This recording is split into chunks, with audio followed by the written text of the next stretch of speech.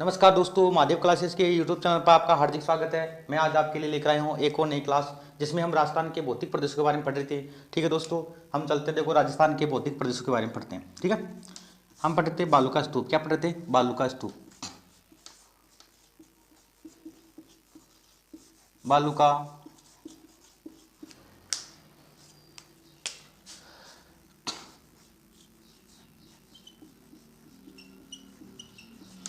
बालू का स्तूप। ठीक है दोस्तों, देखो ये क्या होते हैं मरुस्थल में। देखो यानी मरुस्थल में हवा द्वारा हवा द्वारा निर्मित अस्थायी अस्थायी यानी हवा में यानी मरुस्थल में हवा द्वारा निर्मित अस्थायी बालू यानी बालू के टीले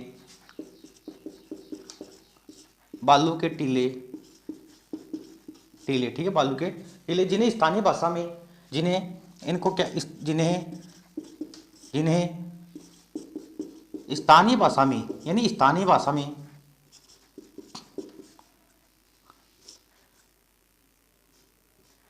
भाषा में दोहरे कहा जाता है। क्या कहा जाता है? दोहरे कहा जाता है।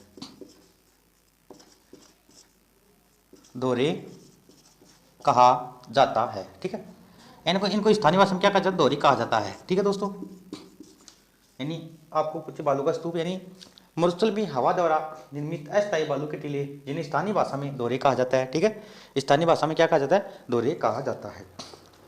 अब देखो, जो स्तूप युक्त बालू का स्तूप युक्त, ठीक है, हम पढ़ रहे बालू का स्तूप युक्त प्रदेश। ठीक है दोस्तों,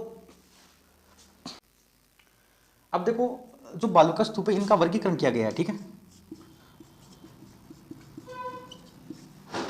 यानी बालू का स्तूपों का वर्गीकरण। ठीक है, यानी जो बालू का स्तूपों का वर्गीकरण किया गया है, वर्गीकरण के आधार पर इनको अलग अलग भागों में बांटा गया है। ठीक है, अलग अलग भागों में बांटा गया है। ठीक है दोस्तों, हमने पढ़ा बालू का स्तूप। बालू का स्तूप ने हमने पढ़ा यानी मरुस्थल में हवा द्वारा निर्मित अस्थायी बालू के टीले, जिन्हें स्थानीय भाषा में दोहरे कहा जाता है, या मतलब दोहरे बालू के टीले या रेत। आप इनको रेत के टीले भी बोल सकते हैं। क्या बोलते हैं? रेत के टीले। ठीक है, रेत के टीले या बालू के टीले, जिन्हें स्थानीय भाषा में क्या कहा जाता है? दोहरे कहा जाता है, या ठीक है। फिर हम पढ़ रहे हैं बालू का स्तूपों का वर्गीकरण। ठीक है, बालू का स्तूपों के वर्गीकरण में हम पढ़ेंगे बरखान। सबसे पहले पढ़ेंगे हम बरखान। क्या पढ़ेंगे? बरखान। ठीक है,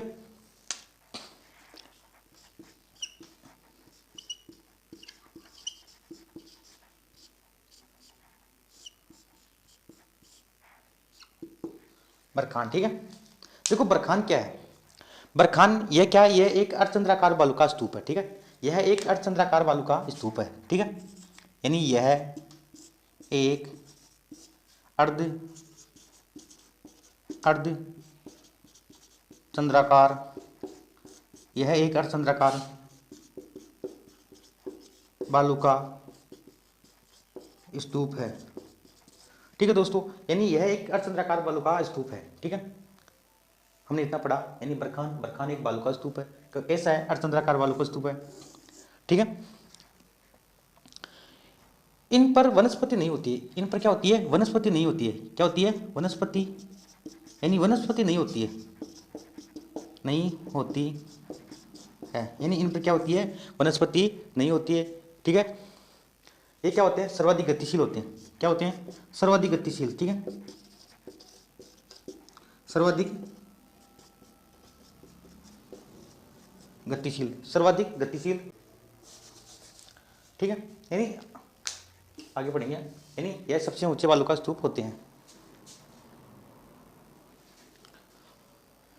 हमने पढ़ा यानी बालू का स्तूप। ठीक है, बालू का स्तूप में हमने पढ़ा हवा यानी मरुस्थल में हवा द्वारा निर्मित अस्थायी बालू के टीले, जिन्हें स्थानीय भाषा में दोहरे कहा जाता है, या रेत के टीले भी है। ठीक है, बालू का स्तूप का वर्गीकरण क्या है? हमने पढ़ा पहले बरखान।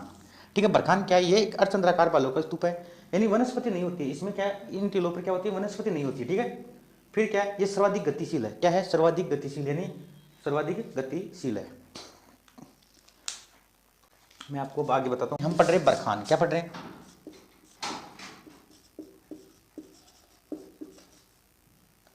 ठीक है, हम पढ़ रहे बरखान। ठीक है, देखो बरखान क्या है? ये एक अर्धचंद्राकार बालू का स्तूप है। क्या है? अर्ध चंद्राकार, अर्धचंद्राकार बालू का स्तूप है।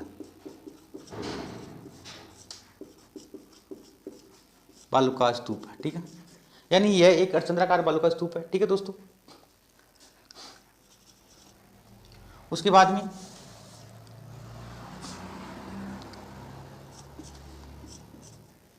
इन पर वनस्पति नहीं होती है, यानी इन पर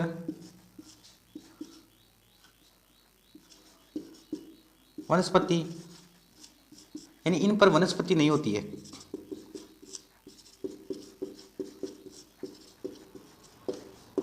ठीक है, यानी इन पर वनस्पति नहीं होती है। यह सर्वाधिक गतिशील होते हैं। क्या होते हैं? सर्वाधिक गतिशील। यह है सर्वाधिक गतिशील होते हैं। ठीक है, यानी यह क्या होते हैं? सर्वाधिक गतिशील होते हैं। और मरुस्थलीकरण में सर्वाधिक योगदान इनका क्या है? मरुस्थलीकरण में मरुस्थलीकरण में सर्वाधिक योगदान।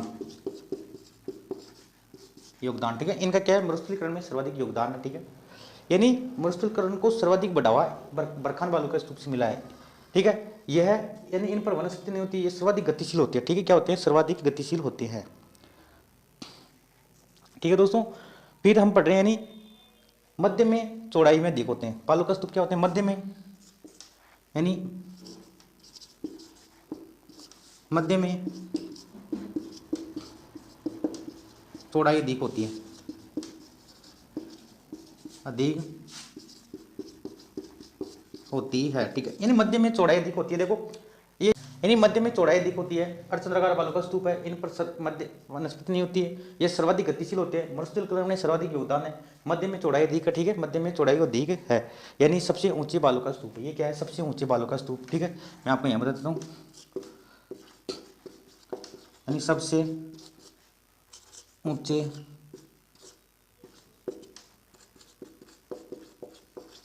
बालू का स्तूप। ठीक है, यानी सबसे ऊंचे बालू का स्तूप है। ठीक है, ठीक है, इनकी जो पवन की दिशा है, ठीक है,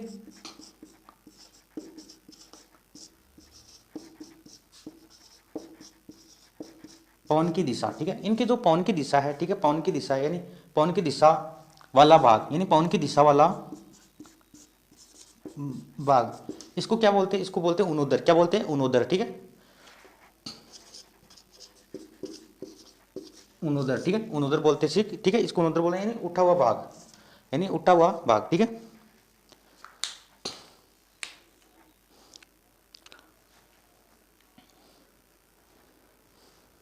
ऊपर उठा हुआ भाग, यानी ऊपर उठा हुआ भाग। ठीक है, यानी ऊपर उठा हुआ भाग। ठीक है, और निम्न भाग विपरीत भाग, विपरीत भाग। ठीक है, विपरीत भाग बोल रहा हूं। विपरीत भाग क्या कहलाता है? नतोदर। क्या कहलाता है? नतोदर। ठीक है, नतोदर। ठीक है, नतोदर। ठीक है, नतोदर, विपरीत भाग नतोदर, यानी निम्न भाग, इसको निम्न भाग। ठीक है, सॉरी आपको दिखाई नहीं दिया। ठीक है, मैं आपको ऊपर दोबारा समझा देता हूँ। देखो ऊपर उठा हुआ भाग, इस यहाँ पर चलते हैं हम। देखो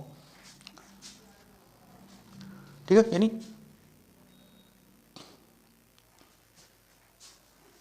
हम क्या पढ़ रहे थे? यानी उनोदर। ठीक है, उनोदर क्या है? उनोदर क्या है? ठीक है, उनोदर, उनोदर क्या है? उनोदर यानी ऊपर उठा हुआ भाग, ऊपर उठा, यानी ऊपर उठा हुआ भाग, ठीक, जो निम्न भाग नतोदर, क्या नतोदर, ठीक है, नतोदर, ठीक है, नतोदर यानी निम्न भाग, निम्न भाग, ठीक है, निम्न भाग नतोदर, ठीक है। फिर हमने इसके बारे में, यानी ये नवीन वालुका स्तूप है, क्या है, नवीन वालुका स्तूप है, नवीन बालुका स्तूप, ठीक है, इन नवीन बालुका स्तूप है, ठीक है। हम पढ़ रहे थे बरखान के बारे में, देखो बरखान पूरा आपके समझ में आ गया होगा, ठीक है, यानी हम पढ़ रहे थे बरखान के बारे में। बरखान क्या है, एक नवीन वालुका स्तूप है, क्या है, यानी नवीन वालुका स्तूप है, ठीक है, अर्धचंद्राकार वालुका स्तूप है, इन पर वनस्पति नहीं होती है, यह सर्वाधिक गतिशील होते हैं, क्या होते हैं, सर्वाधिक गतिशील होते हैं, यानी मरुस्थलीकरण में सर्वाधिक योगदान है, इस कारण इनका मरुस्थलीकरण में सर्वाधिक योगदान है। मध्य में चौड़ाई में अधिक होते हैं, मध्य में क्या होते हैं, चौड़ाई में अधिक होते हैं, ठीक है, यानी मध्य में चौड़ाई में अधिक होते हैं। पवन की दिशा वाला भाग उनोदर, पवन की जो दिशा वाला भाग है वो क्या कहलाता है, उनोदर, क्या कहलाता है, उनोदर, यानी ऊपर उठा हुआ भाग, ठीक है। फिर नतोदर, नतोदर क्या होता है, निम्न भाग, यानी विपरीत दिशा वाला भाग, ठीक है। ये हमने बरखान मरुस्थल के बारे में, ये बरखान बालुका स्तूप के बारे में पढ़ लिया, ठीक है, ठीक है दोस्तों। अब हम आगे चलते हैं, देखो आगे आपको इतनी बात समझ में आई होगी। आपको पूछे सबसे पुराने बालुका स्तूप, यानी सबसे पुराने बरखान, सबसे पुराने बरखान, ठीक है, सबसे पुराने बरखान, सबसे पुराने, जो सबसे पुराने बरखान है वो है जैसलमेर, कहाँ पर है, जैसलमेर, जैसलमेर, ठीक है। फिर अगर आपको सबसे पुराने पूछे तो नया भी पूछेगा, अगला क्या पूछेगा, नया भी पूछेगा आपको, सबसे नए, फिर सबसे नए, ठीक है, फिर नए आपको पूछेगा, नए, नए बताओ, तो आप क्या बताओगे, इन नए पूछे तो आपको बताना है चूरू, क्या बताना है, चूरू, ठीक है दोस्तों, चूरू, शेखावाटी क्षेत्र, शेखावाटी, ठीक है दोस्तों, यानी नए चूरू, नए कहाँ पर है, चूरू में, शेखावाटी, सबसे पुराने बरखान जैसलमेर में, ठीक है दोस्तों। फिर हम पढ़ते हैं इनके प्रमुख क्षेत्र, ठीक है, प्रमुख क्षेत्र, देखो प्रमुख क्षेत्र कौन कौन से हैं, एक तो बालेरी, कौन सा, बालेरी, ठीक है, एक तो बालेरी, बालेरी कहाँ पर है, चूरू, ठीक है, बालेरी चूरू। फिर सूरतगढ़, कौन सा, सूरतगढ़,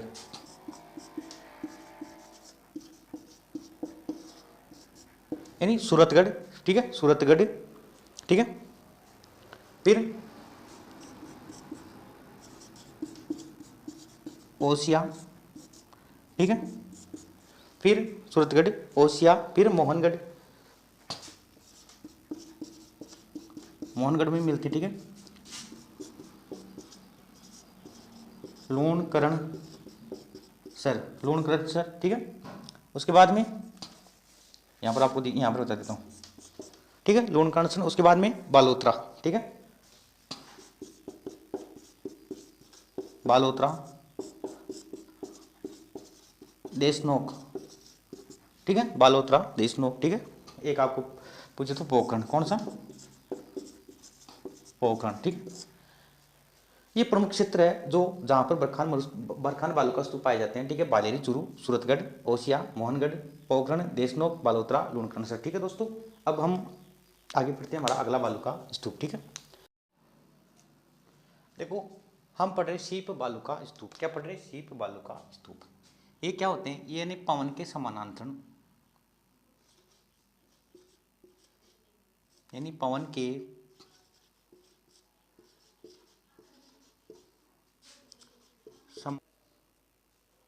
ये पवन के समानांतर या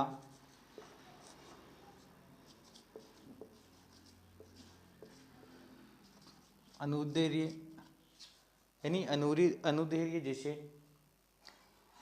यानी अनुदैर्ध्य रूप में, पवन के समानांतर या अनुदैर्ध्य रूप में, रूप में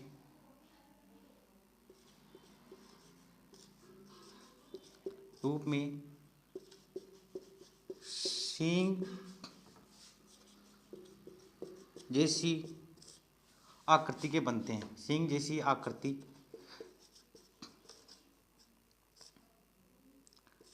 के बनते हैं, यानी पवन के समानांतर या अनुदैर्ध्य रूप में सींग जैसी आकृति के बनते हैं। मतलब इनकी जो आकृति है वो इस प्रकार से होती है, सींग जैसी आकृति। ठीक है, किस प्रकार से होती है? इनकी आकृति इस प्रकार से होती है, सींग जैसी आकृति। ठीक है, इधर से हवा चलती है। ठीक है, हवा पवन। ठीक है, इसकी आकृति कैसी होती है? सींग जैसी। ठीक है, इस प्रकार से आकृति होती है। या देखो हम और भी पढ़ सकते हैं इनके बारे में। देखो यानी हवा, यानी जब पवन द्वारा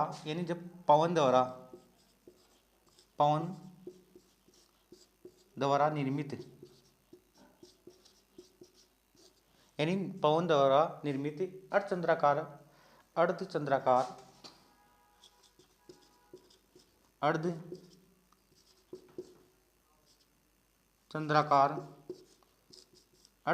बालू का स्तूप पूर्ण विकसित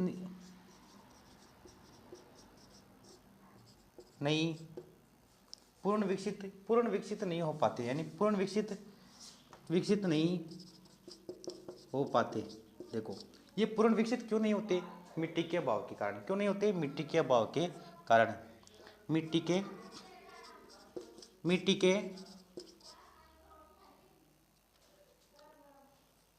यानी मिट्टी के अभाव के कारण। मिट्टी के अभाव के कारण, यानी पवन के समानांतर या अनुदैर्ध्य रूप में सींग जैसी आकृति के बनते हैं, पवन द्वारा निर्मित। ठीक है, अर्धचंद्राकार बालू का स्तूप पूर्ण विकसित नहीं हो पाते, यानी मिट्टी के अभाव के कारण। क्यों विकसित नहीं हो पाते? मिट्टी के अभाव के कारण। ठीक है दोस्तों, अब देखो मैं आपको सीप से संबंधित बताता हूँ। सीप एक नदी भी है। ठीक है, क्या है? ठीक है, यानी सीप एक नदी भी है जो रामेश्वर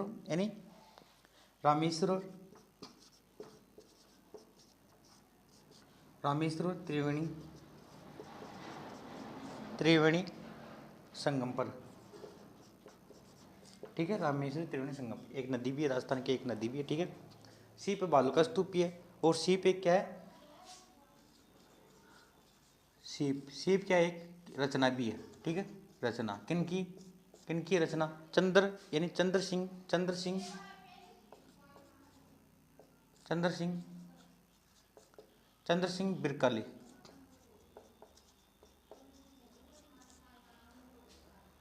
बिरकाली की रचना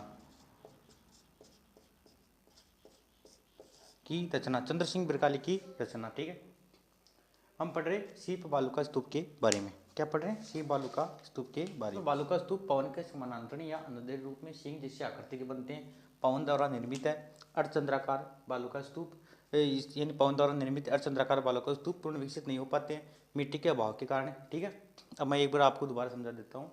ठीक है, यानी जब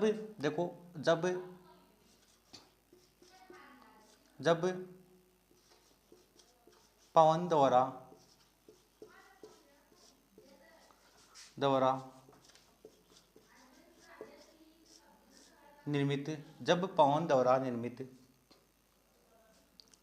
अर्धचंद्राकार बालू का स्तूप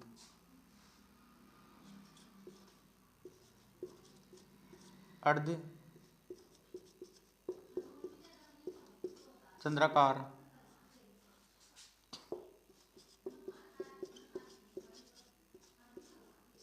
बालू का स्तूप, यानी जब पवन द्वारा निर्मित अर्धचंद्राकार बालू का स्तूप मिट्टी के अभाव के कारण, यानी मिट्टी के अभाव के कारण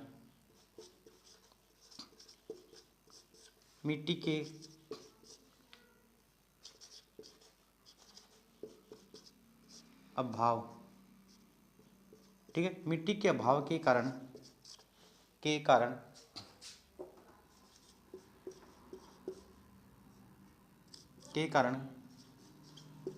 पूर्ण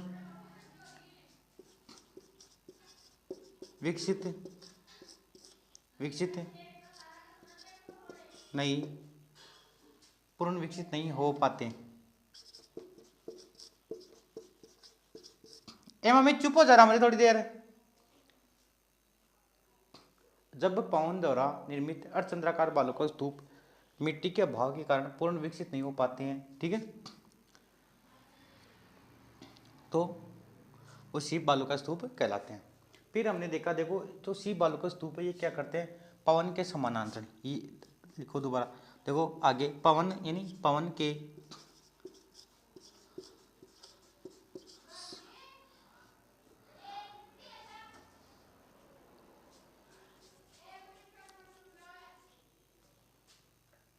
यानी पवन के समानांतर, ठीक है, पवन के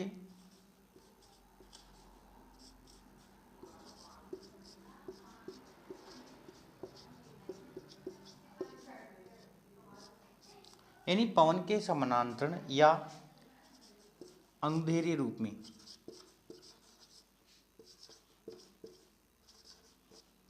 अनुदैर्घ्य रूप में सींग जैसी, ठीक है, सींग जैसी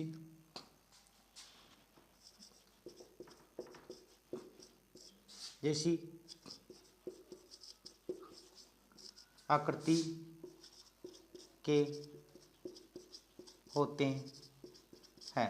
यानी पवन के समानांतर या अनुदैर्घ्य रूप में सींग जैसी आकृति के होते हैं, ठीक है। हमने पढ़ा बालू का स्तूप, कौन सा, शीप बालू का स्तूप, ठीक है दोस्तों। फिर देखो, जब पवन द्वारा निर्मित अर्धचंद्राकार बालू का स्तूप मिट्टी के अभाव के कारण पूर्ण विकसित नहीं हो पाते हैं, ठीक है, या पवन के समांतर या अनुदैर्घ्य रूप में बनते हैं, जिन्हें यानी सींग जैसी आकृति होती है, ठीक है।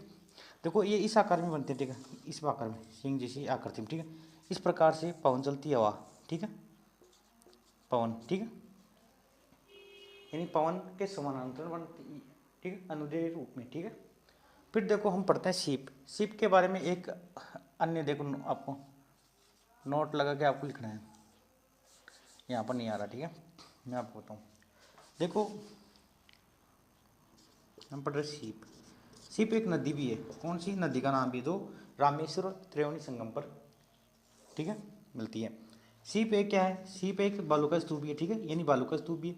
सीप एक क्या है, एक रचना भी है, ठीक है, रचना किन की है, चंद्र सिंह बिरकाली की, ठीक है, इनकी रचना है सीप, ठीक है, सीप यानी इनकी एक रचना है सीप, जो चंद्र सिंह बिरकाली की रचना है। सीप बालू का स्तूप, जब पवन द्वारा निर्मित अर्धचंद्राकार बालू का स्तूप मिट्टी के अभाव के कारण पूर्ण विकसित नहीं हो पाते हैं, पवन के समानांतर या अनुदैर्घ्य रूप में सिंह जैसी आकृति के बनते हैं। देखो फिर हमारा अगला बालू का स्तूप,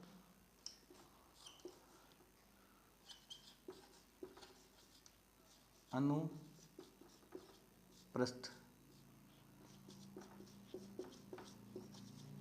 बालू का स्तूप, ठीक है, अगला हमारा है अनुप्रस्थ बालू का स्तूप, ठीक है दोस्तों। देखो हम पढ़ रहे हैं अनुप्रस्थ बालू का स्तूप। देखो जब हवा लगातार एक ही दिशा में चलती, जैसे ये हवा पवन, जब पवन एक ही दिशा में लगातार चलती है तो कौन से बालू का स्तूप बनते हैं, अनुप्रस्थ बालू का स्तूप। कौन से बनते हैं, अनुप्रस्थ, यानी अनुप्रस्थ बालू का स्तूप, ठीक है दोस्तों। यानी जब हवा लगातार एक ही दिशा में चलती है तो अनुप्रस्थ बालू का स्तूप बनते हैं, ठीक है। अब देखो हम अनुप्रस्थ बालू का स्तूप के बारे में पढ़ते हैं, इस प्रकार से बनते हैं वाक्य, ठीक है, इस प्रकार से, ठीक है, इस प्रकार से बनते हैं, ठीक है। अब मैं आपको बताता हूँ आगे, देखो आगे हम पढ़ते हैं इसमें अनुप्रस्थ बालू का स्तूप के बारे में, यानी आपको लिखना है ये हवा के समकोण पर बनते हैं, यानी यह हवा के समकोण पर बनते हैं,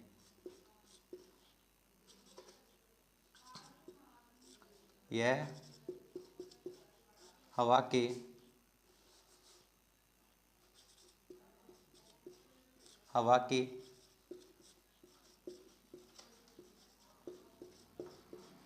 समकोण पर बनते हैं, ठीक है, यानी यह हवा के समकोण पर बनते हैं, ठीक है।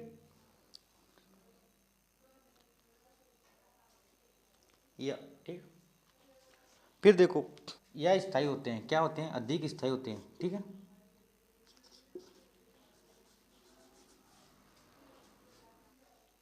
यानी सर्वाधिक वनस्पति वाले,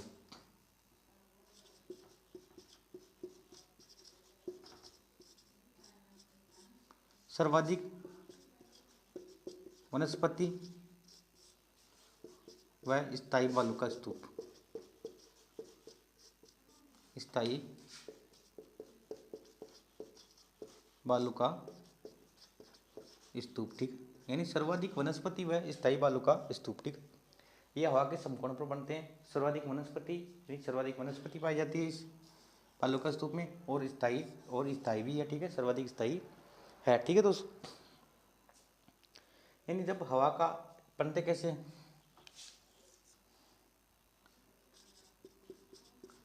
हवा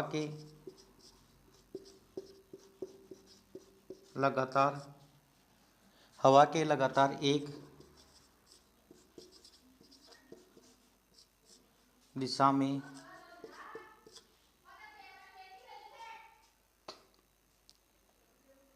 और एक दिशा में चलने पर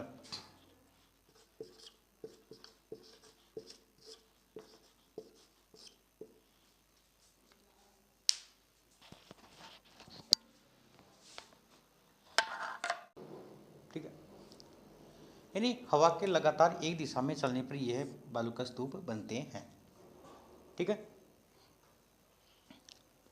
क्षेत्र क्या पढ़ेंगे हम, इनका विस्तार क्षेत्र,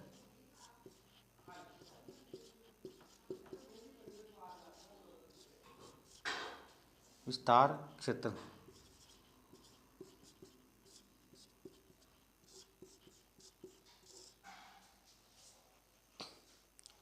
देखो इनका जो विस्तार क्षेत्र है वो कहाँ पर है, बीकानेर, ठीक है, बीकानेर। सबसे पुंगल, बीकानेर पुंगल, ठीक है।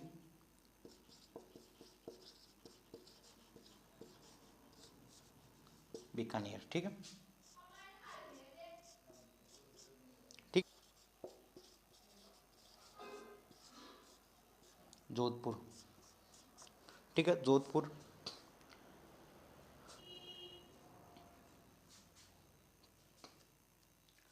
ये हमारा हो गया अनुप्रस्थ बालू का स्तूप। देखो हमने पढ़ा अनुप्रस्थ बालू का स्तूप यानी हवा के समकोण पर बनते हैं। ये क्या बनते हैं, हवा के समकोण पर बनते हैं, ठीक है। यानी जो अनुप्रस्थ बालू का स्तूप है ये क्या है, यानी यह हवा के समकोण पर बनते हैं, ठीक है।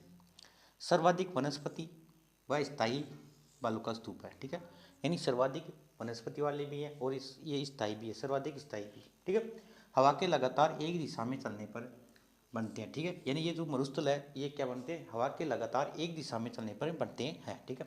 विस्तार क्षेत्र क्या है, इनका विस्तार क्षेत्र कहाँ कहाँ पर, पुंगल बीकानेर में, ठीक है, जोधपुर जैसलमेर रावतसर हनुमानगढ़ में, सूरतगढ़ श्रीगंगानगर चूरू, ठीक है, चूरू झुंझुनू, ठीक है दोस्तों। हमने पढ़े कौन सा, हमने पढ़ा बालू का स्तूप, कौन सा, अनुप्रस्थ बालू का स्तूप। यह हवा के समकोण पर बनते हैं। सर्वाधिक वनस्पति व स्थायी बालू का स्तूप है, हवा के लगातार एक दिशा में चलने पर, ठीक है, बनते हैं। विस्तार क्षेत्र पुंगल बीकानेर जोधपुर जैसलमेर रावतसर हनुमानगढ़ सूरतगढ़ श्रीगंगानगर चूरू झुंझुनू, ठीक है दोस्तों। फिर हमारा अगला बालू का स्तूप हम पढ़ते हैं, देखो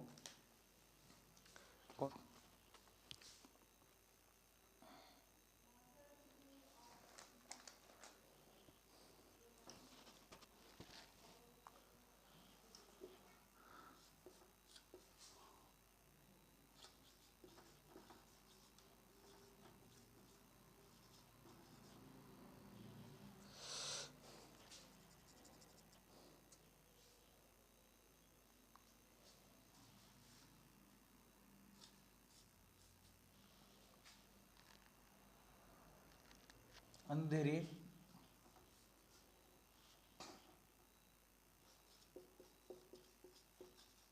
बालू का स्तूप, ठीक है, अनुदैर्घ्य बालू का स्तूप। देखो ठीक है, पवन के यानी पवन की दिशा के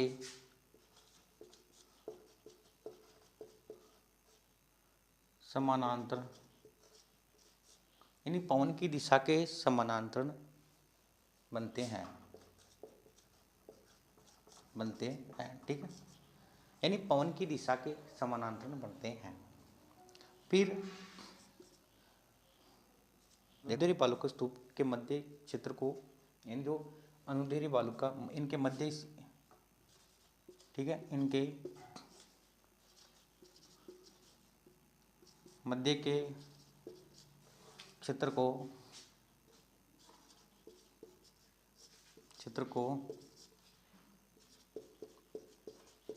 गासी या कोरबा कहा जाता है। इन जो इनका मध्य क्षेत्र को गासी या कोरबा कहा जाता है, ठीक है। उसके बाद में अगला पॉइंट यानी सहारा मरुस्थल में अनुदैर्ध्य बालुका स्तूप को इरग कहा जाता है। क्या कहा जाता है? सहारा मरुस्थल में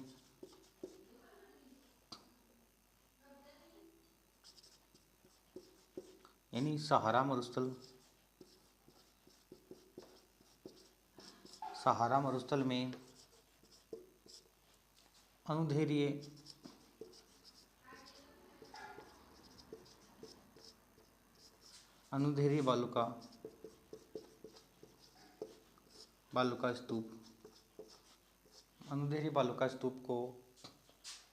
बालुका स्तूपों को इरग कहा जाता है, ठीक है। यानी सहारा मरुस्थल में अनुदैर्ध्य बालुका स्तूप को इरग कहा जाता है, ठीक है। यानी ये पवन के समानांतर बनते हैं, ठीक है। इस प्रकार से जैसे यह आवाज चल रही है, ठीक है, ये इस प्रकार से बनते हैं, ठीक है।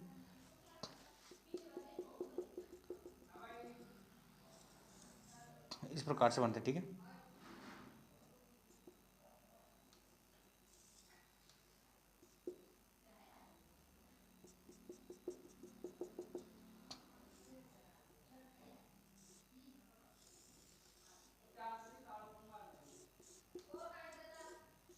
ठीक है, इस प्रकार से बनते हैं, ठीक है। जो बालुका स्तूप है ये इस प्रकार से बनते हैं,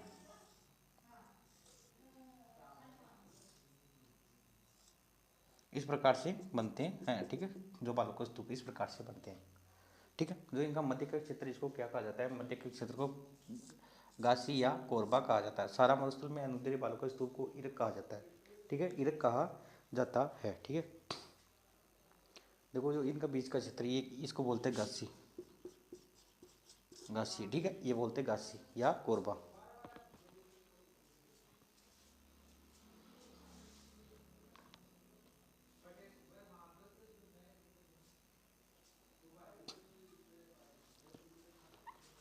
फिर देखो इनका विस्तारक क्षेत्र, हम पढ़ते विस्तारक क्षेत्र। क्या पढ़ते हैं? विस्तारक क्षेत्र। विस्तार, इनका विस्तार कहाँ कहाँ पर है? इनका विस्तार है, देखो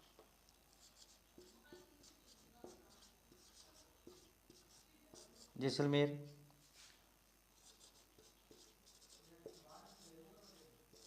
जोधपुर, जोधपुर, बाड़मेर,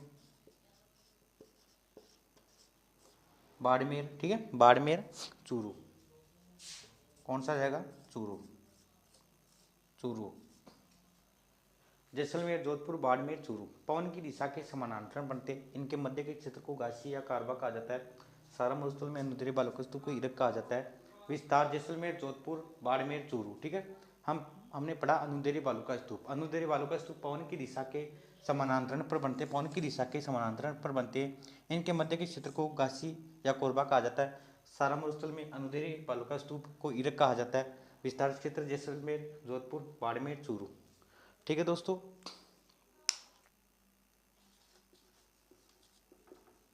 सबर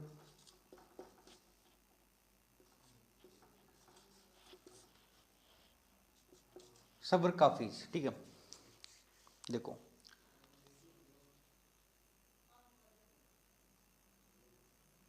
इस मरुस्थल जो बालू का स्तूप है ये झाड़ियों के मरुस्थल में, यानी मरुस्थल में झाड़ियों के अवरोध के कारण बनते हैं, ठीक है। यानी मरुस्थल में झाड़ियों के अवरोध के कारण बनते हैं, ठीक है। यानी जो छोटे, जैसे ये पेड़, ये झाड़ी हो गई है, क्या हो गई, झाड़ी हो गई, ठीक है। अब जैसे हवा चलेगी तो अवरोध के कारण क्या होगी, मिट्टी यहाँ पर हो जाएगी, ठीक है। ये क्या हो गया, सबर का फीज, ठीक है, सबर का फीज, ठीक है, ये बन गया, ठीक है। यानी मरुस्थल में छोटे छोटे बालू का स्तूपों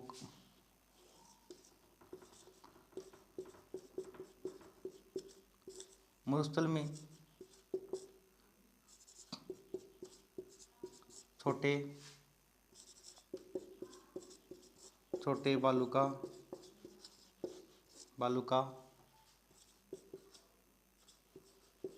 स्तूपों को सबर का